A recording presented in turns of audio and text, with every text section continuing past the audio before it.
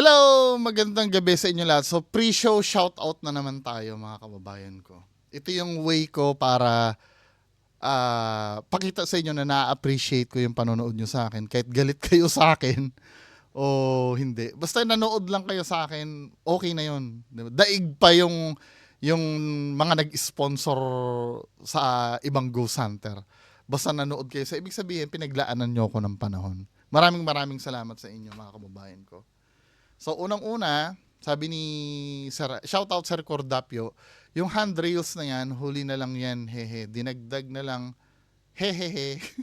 Kasi natapos daw yan noon na walang handrails. Oh! Thank you for the information. Diba? At least natututo ako sa inyo. Sabi ni Zilka Zarilla, ako, Biko lang sa pansin. Di ba? Magandang gabi, Ma'am Silka Zarilla. Salamat po. Sabing gano'n ni Sir Flitzpe. Dito muna inuuna ko, Boss B. Watching here. Kakanood ko lang kasi ulit. Nakatulog ako maaga. Salamat, Flitzpe. Hello, Ma'am May Malagenya. Ma'am May Malagenya. Taga saan kayo, Ma'am? Di ba? Sabi ni Sir Mark J. Celeste, haha, kaya nga sa dami ko na din na-research at napanood tungkol sa religion, di mo na alam paniniwala. Oo nga, no? Pag overwhelming na talaga kasi, yung halimbawa, makikinig ka dito sa isa. Yung faith mo, sold na doon. Tapos, makakapakinig ka na itong isa, may point naman. Kaya talaga hindi, for me, siguro ang magandang gawin dyan, Sir Mark J. Celeste, kapag halimbawa, let's say napili mo na itong religion, let's say napili mo ipagiging born again, kapag maligaya ka na, diyan ka na lang muna. Diyan ka na lang, until such time na may bumulong sa'yo, nang hindi mo naman talaga gusto na mapakinggan mo yung iba. 'Di ba? Na mas na sold ka doon, di lipat ka doon. Pero halimbawa kung halimbawa sold ka na dyan sa faith mo na yan, diyan ka na lang. 'Di ba? Huwag ka na mag-entertain ng iba. No? Kaya lang mahirap kasi hindi mo rin kasi mapipigilan yung information pagka parang Diyos na rin talaga mismo ang nagsasabi sa iyo na, "Oy, ito pakinggan mo naman," 'di ba? Lalo na pag napanood mo yung Ancient Alien Theory, nakitapos yung mga taong nag-explain ng spiritual awakening, magugulo talaga. Oo. 'Di ba? Kaya minsan, pagka halimbawa sa ghost hunting, or sa kahit na hindi dapat isama ang religion, minsan tinatapon ko muna yung faith ko eh. Oy, wag niyong gagawin yun na, ako lang po yun. 'Di ba? Kasi ayokong hanggat maaari, pero hindi naman kasi talaga nawawala yung personal bias. Meron talagang bias na mangyayari. 'Di ba? Pero hanggat mami-minimize ko yung bias na yon, gagawin ko. Lalo na kung may punto naman yung sinasabi nung isang panig. Mahirap talaga. Siguro isa yan sa mga trials, no? Para testingin yung faith mo. 'Di ba? Sabi ni Boy Kapi TV 627, may paranormal agad eh. Paano pala yung mga lumang bahay namin sa Apalit, may 800 years old na may paranormal din ba? Sabi ko, pa-explore sir. Ask yung kaibigan. Oy, asahan ko yan, Sir Boy Kape ha. PM mo ko sa FB page. Sabi ni Sir El Jaco, hello Sir El Jaco, sa Amerika to Sir El Jaco. Tungkol sa food stamp dito sa Amerika, pag nag-senior citizen ka na, kahit retired na qualified ka sa food stamp, di lang mga homeless ang nagkakaroon. $300 ang laman ng ATM card mo monthly. Kailangan maubos mo yon within a month. Kung may matirang laman for the next month, dadagdagan lang ng magkano para ma-consume muli yung ayos So 300 na makokontrol nga na mami-minimize nga lang. Hindi siya pwedeng ipunin, no? Kasi pwedeng mangyari kasi tumengga ka na lang sa kalye. Halimbawa, gagastusin mo ngayong month $100 lang kung kaya mo. Or $200, tabi mo yung 100, hindi mo pala siya maiipon. 'Di ba? puro foods at pang-hygiene lang mabibili dun. Depende sa tatak ng foods na aayusin, na naaayon sa tatak ng card mong gamit. At bawal gamitin sa mga liquor. Oo nga, parang hindi nga yata pwede yan. At di allowed yon. May experience ako sa isang senior kasunod ko sa counter na kinausap ako na siya magbabayad ng pinamili ko na halagang $20 gamit ang ADP card niya at bibigyan ko siya ng $20 cash. Minsan ganyan ang kalakaran. Para makakuha nila yung pera, no? Mabili nila yung gusto nila. Pero ang tanong ko, di ba sir sa Amerika, kung ano yung, let's say halimbawa bibili ako nito, no? Pag binaril mo ito, di ba may presyo ito? Hindi pa kasama yung tax nun, di ba? Idadagdag pa yung tax. Hindi, kung ano yung nanditong presyo, ay presyo pa lang ito. Pagdating mo sa cashier, saka magkakaroon pa ng tax uli. Tama? Ngayon, ang tanong ko, yung food stamp na yan, may tax din ba yan? Or ano siya? Kinukuhanan pa ba ng tax ito? Tong food stamp? Mas maganda kung ma-appreciate ko yung sarili pag nasagot mo. Wala, no? Tinatamad kasi ako mag-research. Mas magandang ganito na lang. Para at least nagbabanding tayo. Sabi ni Always Late, true sir, kapag madami ka na napanood, nag-research na na-expose ka sa iba't ibang beliefs, masishaken talaga faith mo. One test for me is yung napanood ko yung Da Vinci Code movie. But good thing, I still have my faith intact. Yung sa Da Vinci Code naman, fictional ito. Pero merong mga punto doon, no? 'Di ba? May mga punto doon na pwede mo i-consider. Hello, Ma'am Amy. Maraming salamat po sa pagpapanood, Ma'am Amy. Sir Martsan, hello. Sabi ni Rainfo Kunishi, hello sir, always watching from the land of the rising sun, Naraken, Japan. Sa Naraken, Japan. Madami pong kahoy dyan. Joke lang. Joke lang. Hello, Braille Jovan Gamyao. Ito naman, sabi ni Sir Balong HQ, puro ka skeptic, debunk. Di mo naman pinapaliwanag kung saang part yung meron scientific, basic, bago mo sabihin di totoo. Hindi, pinapaliwanag ko. Ano ba yon yung dito sa dito sa yung sinabi ko na sa stairs, yung ganon. Gawa ka muna ng explanation sa science basis or i-reproduce mo yung event na explain ng science. Para kang engot, lahat sa'yo, di totoo, ang totoo lang pinaniniwalaan mo. Hindi, ganito kasi sir yun. Hindi sa lahat ng oras pagaganahin mo yung science eh. Minsan common sense lang madidebunk mo ng isang bagay eh. Katulad ng kwento dyan, yung hagdanan. Maniniwala ka ba na pinadala si Saint Joseph para gawin yung hagdanan? Minsan common sense lang ang gagamitin natin, wala nang kailangan ng science eh. For example, ididebunk ko na kagaguhan yung video ni Kuya Red. Paano ko nasabing kagaguhan? Vinivideohan niya, pumunta sa kanan yung multo, magvi-video siya sa kaliwa. Kailangan pa ba ng science yun para para masabi mo na sometimes kailangan mo explain yung science pag yung mga bagay na nakatakataka na. 'Di ba? Pero minsan sir, common sense lang ang gagamitin, madidebunk eh. At yun ang pinopromote ko sa channel. Hindi ko naman pinopromote dito sa channel to na maging matalino tayong lahat na alam natin ang lahat. Basic common sense madidebunk mo na eh. For example, si Sampaguita girl madidebunk mong modus yon kasi hindi naman siya estudyante. Pero hindi siya estudyanteng high school ha.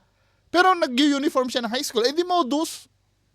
Kailangan pa ba ng science doon, men? Kailangan pa bang i-replicate yon? Pagdating sa paranormal, ganun din eh. Yung scenario lang na dun sa lugar na yon, paulit-ulit, may aswang, may duwende, may kapre, lahat ng nilalang nandun na sa lugar na yon. Kailangan mo pa ba na science doon, men? Hindi ba pwedeng common sense lang yon?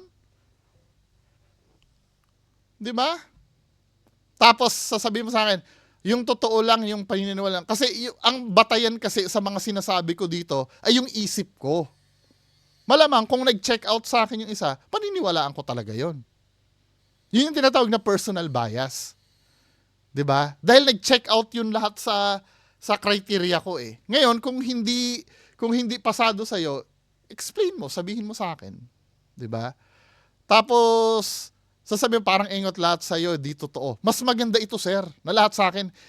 Mas maganda sa inyo lahat hindi totoo. Kahit mga sinasabi ko dito, mas maganda nga isipin nyo lahat hindi. Ibig sabihin, nag-iisip kayo. Mas mukha kang engot nun kung lahat sa'yo totoo. Kasi ganito yan, sir, no? Kapag sinabi ko na, ay, hindi totoo yan, napatunayan totoo pala, hindi masyado nakakahiya yun eh. Ibig sabihin, ang personality mo nun, hindi ka lang talaga basta-basta naniniwala. 'Di ba? O kung napatunayan mong totoo, okay, di totoo. Pero yung kung ang personality mo, lahat totoo, ultimong duwending kumakanta ng On This Day, totoo para sa'yo, uto-uto ka nun. Lahat ng sabihin, ito, nakakagamot ito sa sakit, iinumin mo, iisipin mo, totoo agad. Mukha kang tanga nun, mas mukha kang tanga nun, sir. 'Di ba? Mas nakakahiya yon yung napasubo ka tapos yung pala mali. 'Di ba? Sabi ni It's Me, hello. Golden ratio. Kahit saan mo tingnan o sukatin, balance siya, kaya matibay. Tsaka quality ang materials noon, ngayon wala ng quality. Matalino ang gumawa niyan kasi nung time na yon di pa na-invento ang golden ratio. Hello, Sir It's Me. Buti lang bumalik si Sir It's Me. Sir It's Me, PM ka sa akin. Hello, Sir Marco Rosales. Shout out daw sa Rosales family ng Angeles City, Pampanga. Hello, Sir. Ma'am Emelda Basquines, hello po. Noong panahon kasi lahat ng mga gawa ay matibay talaga. Hindi katulad ngayon na mahina na ang mga gawa nila. Kasi tinipid na siguro sa mahal ng mga materyales ngayon. Oo, meron ako nakita dito sa lugar namin. Gumagawa siya yung mga quality talaga na wood. Kaya lang, putya, mamahal na pala talaga. Hindi pa nara ha. Yung medyo matibay na kahoy din naman, kamagong yata yon. Mahal na rin pala talaga siya. 'Di ba? Kung gusto mo makamura, bibili ka yung mumurahin sa SM. Yung mga Sanyang furniture. Yung katulad nito, yung may balat. 'Di ba? Yun ang mura ngayon eh. Kaya lang, ingatan mo lang talaga yun para mag-last. Pero kung may bata ka sa bahay, yung kutkot ng kutkot, madali siya masira. 'Di ba? Ang magandang bilhin mo na lang na kaya maraming bumibili ng Durabox eh, na furniture. May Durabox ako nabili na cabinet. Hindi naman siya mukhang pang mahirap. Mukha naman siyang pang mayaman kasi yung feel niya parang wood, pero plastic siya. May mga ganon. Mas maganda pa yung kaysa bumili ka yung mga Sanyang furniture, yung may balat na yung laminated, di ba? Hello, Carl Joseph. Shout out from Davao. Hello, Ma'am Rebecca Palisok. Magandang gabi from Imo City. Hello, Sir Glenn Kabangbang. Ang sikreto doon sa staircase is yung precision nung pag-bend ng curve. And yung materials po ay hindi nakukuha sa lugar na yan. Sa ibang bansa po makukuha. Tawid dagat pa po, kaya ang kahoy na gamit. New Mexico to Alaska, ganyan po kalayo. Yung mga scientists questionable kung paano yan nabuo. Hello, Balljack.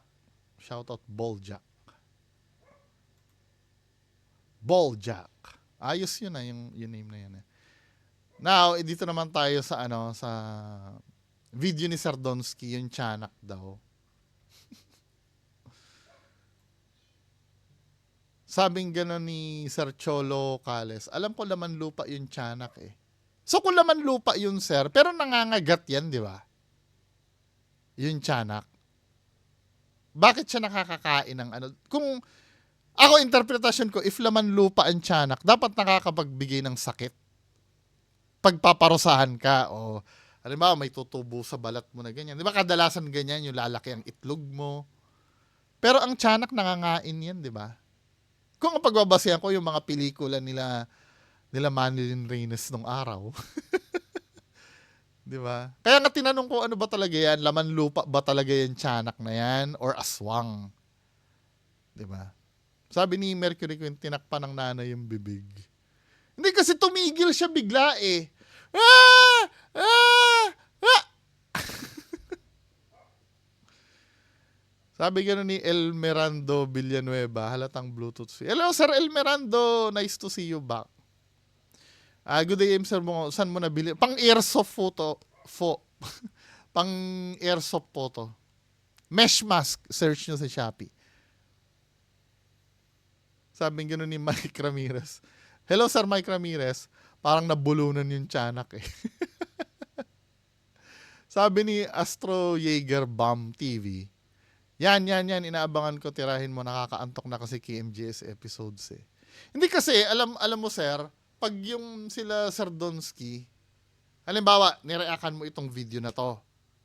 Kinabukasan, same style pa rin. Then, same style pa rin. Motor pa rin, di ba? Sabi gano'n ni Raymily Rhyme, sinuka bigla ang tiyanak ni Boyd. Keep safe, na-miss ko to. Kaya nyo, hindi kasi, pag may bago, sige, meron nga ako napanood kay Kuya Red eh. Kaya lang may request kasi sa akin na, yung kay Just Clint eh. Diba? Pahapyawan ko kayo kay Kuya Red bago yung kay Sir Just Clint, no? Maganda kasi yung video ni Sir Just Clint. Matagal na kasi sa akin request yun. Hindi si Sir Just Clint ang nag-request yung tawag dito, yung nag-PM sa akin. Hello, Nonito Lirio. Sabi ni Rodel Magno, Sir Good day, search mo yung Maman, parang totoo mga video niya. Sino yun? Bigay yung, pagka halimbawa, ibigay nyo sa akin yung link, no? Kung hindi na ibibigay yung link niyan, i-PM nyo ako sa FB page.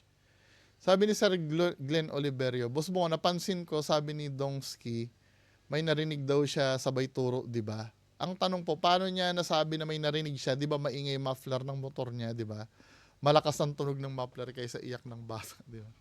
Hindi, syempre, yung tinuro niya na yun, pang divert na lang yun. Kasi nagpe-prepare yung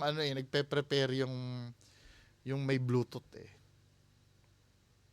Sabi ni Sir Nonato Pedernal Vlogs, kahit sa CapCut merong ganyan sound effect na iyak ng baby. Sabi ni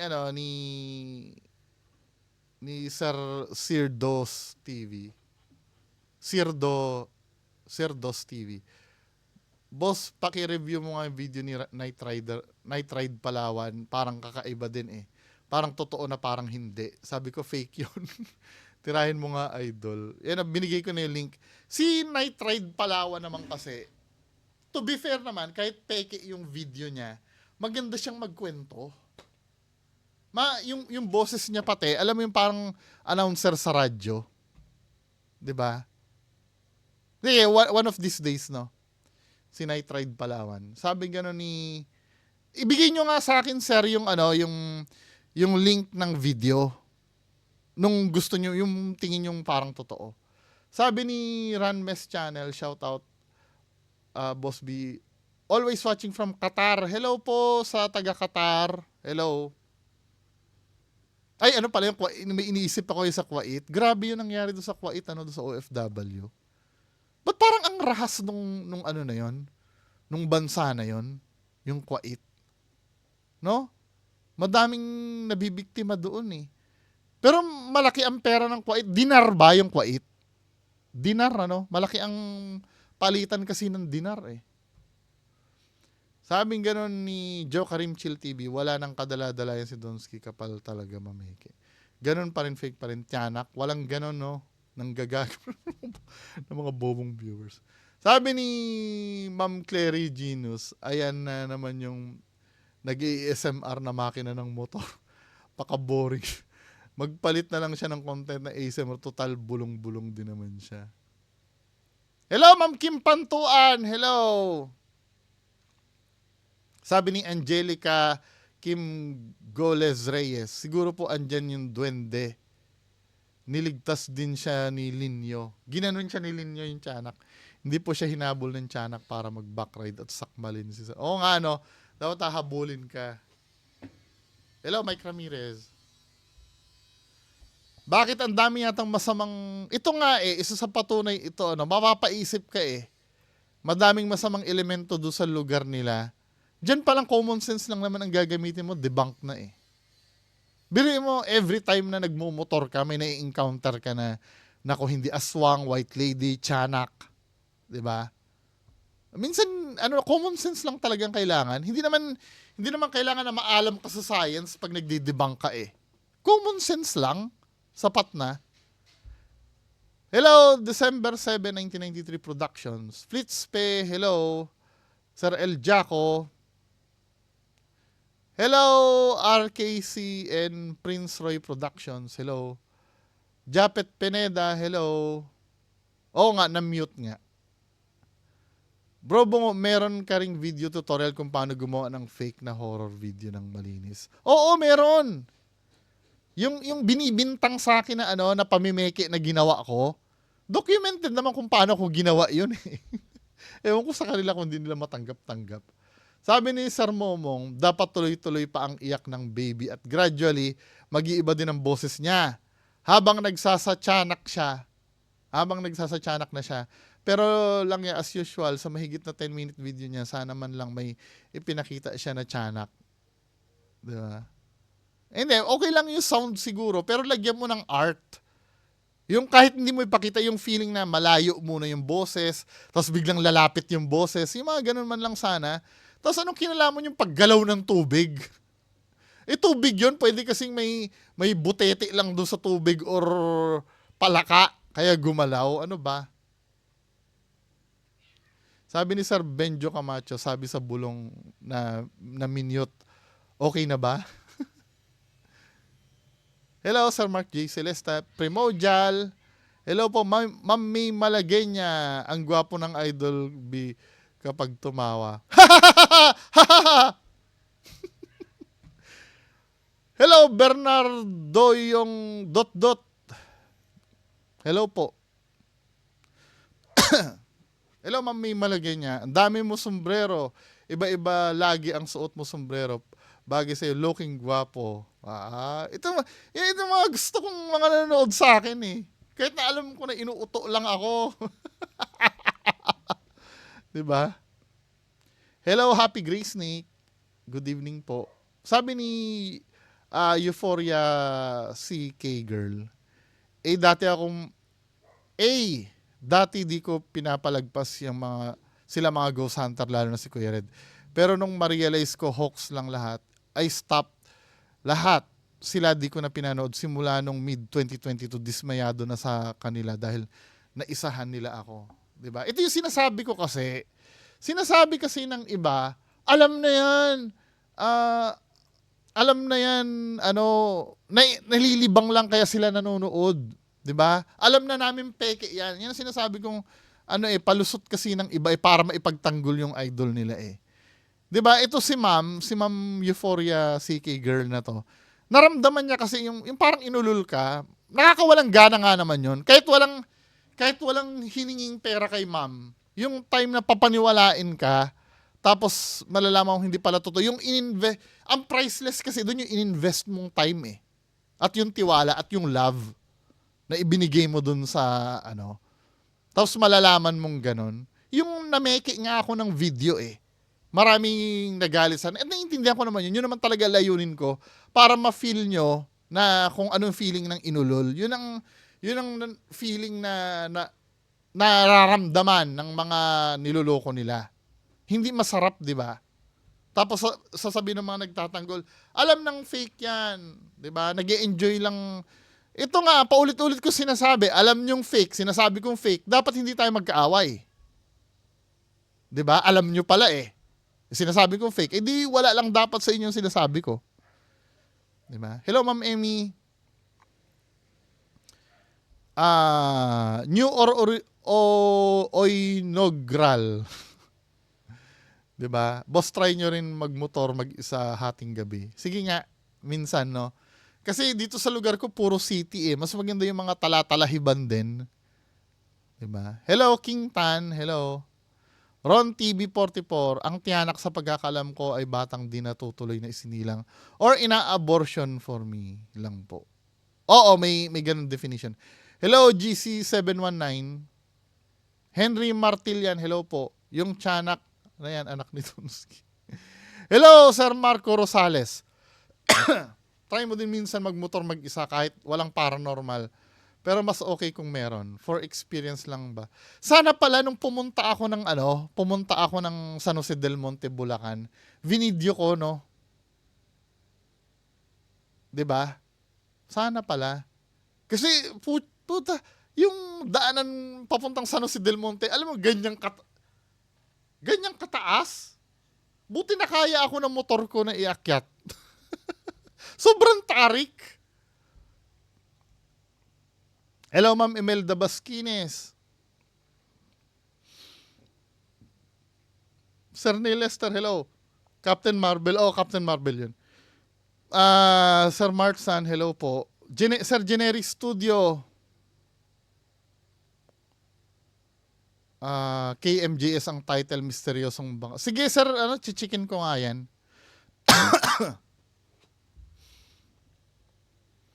Hello, Sir GC719. Sabi ni Sir Julian Lakyan, ba't yung video ni Donsky nangyayari sa isang lugar pero paiba-iba nakikita? 'Di ba? Common sense ang ginagamit, malalaman mo talagang may mali eh. Tama ito sinabi ni Sir Julian Lakyan. Hello, Sir Jan Sebas. Hello, Ken Scott. Ay, Sir Bunga, napanood ko yung video mo about security guard na binato ng bakal. Ata yun sa ulo. SM North ba nangyari yun? Congrats pala kay Sir Ed. Oo nga, 100k na si Sir Ed, di ba? Hindi na pwedeng api-apihin na lang daw ang subscribers. Walang silver play button, di ba? Bryle Joban Gamiao, hello. Sir Glenn Kamangbang, hello. Ang anak ni Janice, hindi ko na naabutan yung anak ni Janice na yan. Hindi pa ako tao niya nung time na yan.